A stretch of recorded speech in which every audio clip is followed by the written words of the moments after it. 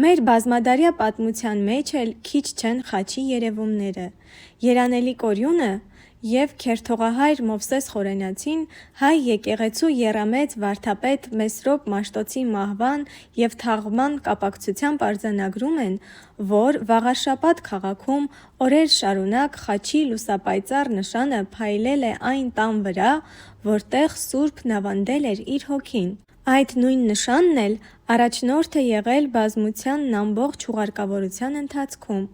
Խաչը հռոմեական կայսրության ժամանակ մահապարտներին անարգելու և նախատելու համար էր։ Հին ուխտում էլ կարդում ենք. «Անիծված է նա,